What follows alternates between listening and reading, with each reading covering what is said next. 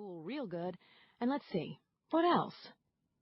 Oh, yeah, she tried to kill me. Father Dominic was back at school, but he was wearing a cast that went all the way down to his toes and disappeared up his long black robe, who knew how far. Personally, I didn't like to think about it. He was getting pretty handy with those crutches, though. He could chase the late kids up and down the halls if he had to.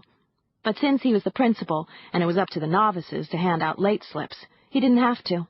Besides, Father Dom was pretty cool, and wouldn't do something like that even if he could. Though he takes the whole ghost thing a little too seriously, if you ask me. "Susanna," he said tiredly, "you and I, for better or for worse, were born with an incredible gift, an ability to see and speak to the dead." "There you go again," I said, rolling my eyes, "with that gift stuff. Frankly, Father, I don't see it that way." How could I? Since the age of 2 years old, I've been pestered with, pounded on, plagued by restless spirits.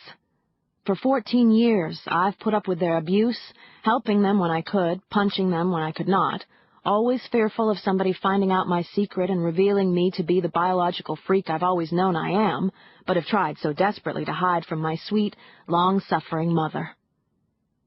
And then Mom remarried and moved me out to California, in the middle of my sophomore year, thanks very much, where, wonder of wonders, I'd actually met someone cursed with the same horrible affliction, Father Dominic.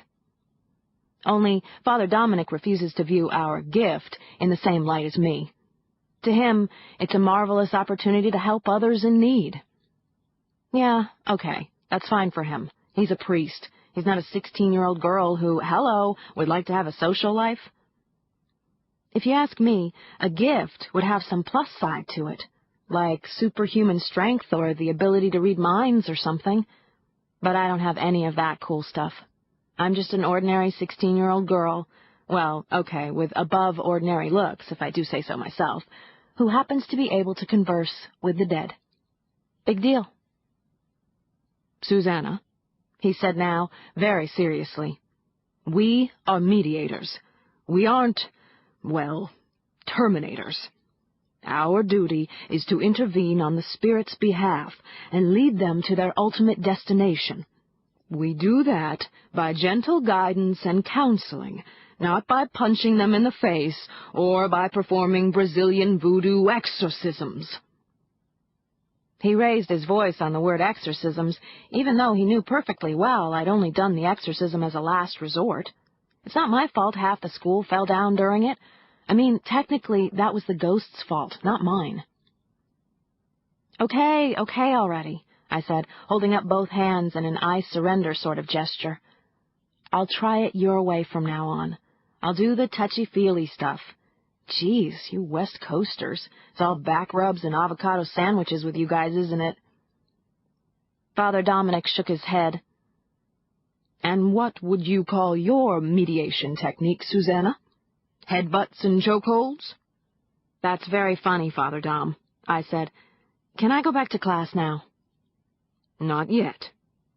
He puttered around with the cigarettes, tapping the pack like he was actually going to open it.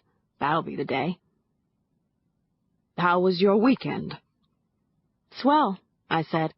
I held up my hands, knuckles turned toward him. "See?" He squinted. "Good heavens, Susanna," he said. "What is that?" "Poison oak. Good thing nobody told me it grows all over the place around here." "It doesn't grow all over the place," Father Dominic said. "Only in wooded areas. Were you in a wooded area this weekend?" Then his eyes widened behind the lenses of his glasses. "Susanna, you didn't go to the cemetery, did you? Not alone.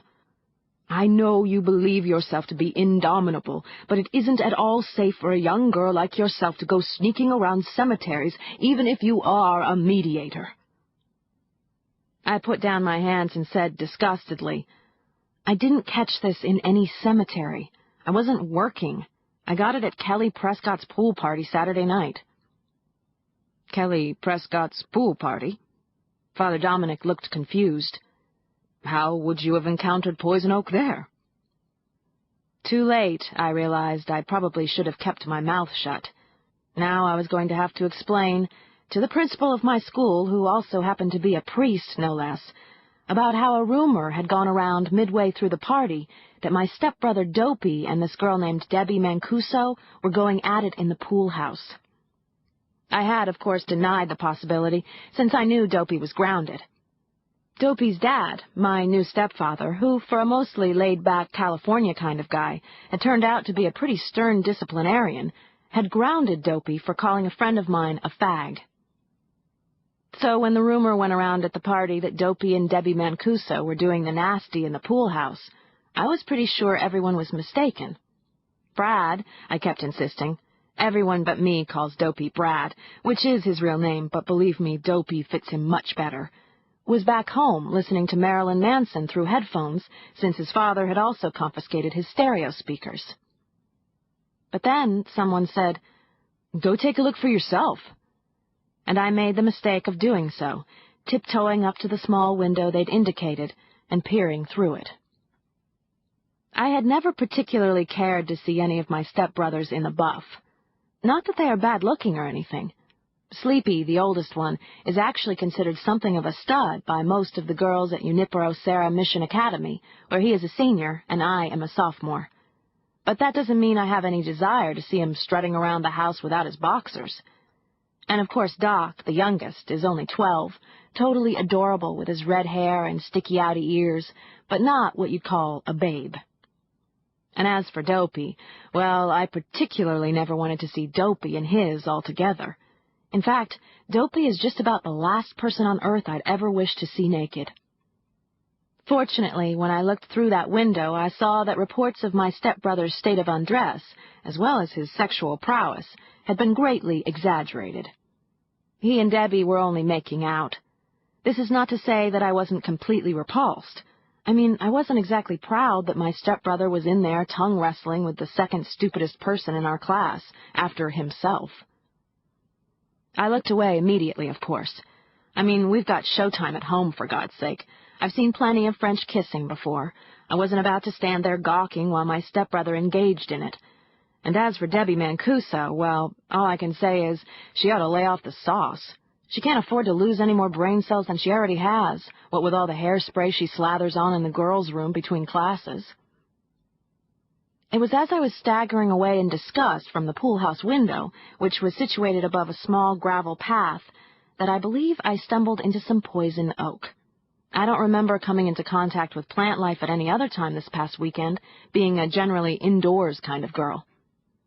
And let me tell you, I really stumbled into those plants. I was feeling lightheaded from the horror of what I'd just seen, you know, the tongues and all. Plus, I had on my platform mules, and I sort of lost my balance. The plants I grabbed onto were all that saved me from the ignominy of collapsing on Kelly Prescott's redwood pool deck. What I told Father Dominic, however, was an abridged version. I said I must have staggered into some poison oak as I was getting out of the Prescott's hot tub. Father Dominic seemed to accept this and said, "Well, some hydrocortisone ought to clear that up. You should see the nurse after this. Be sure not to scratch it or it will spread." "Yeah, thanks. I'll be sure not to breathe either. That'll probably be just about as easy." Father Dominic ignored my sarcasm. It's funny about us two both being mediators. I've never met anybody else who happened to be one. In fact, only a couple of weeks ago, I thought I was the only mediator in the whole wide world. But Father Dom says there are others. He's not sure how many, or even how exactly we precious few happen to be picked for our illustrious, have I mentioned unpaid, careers.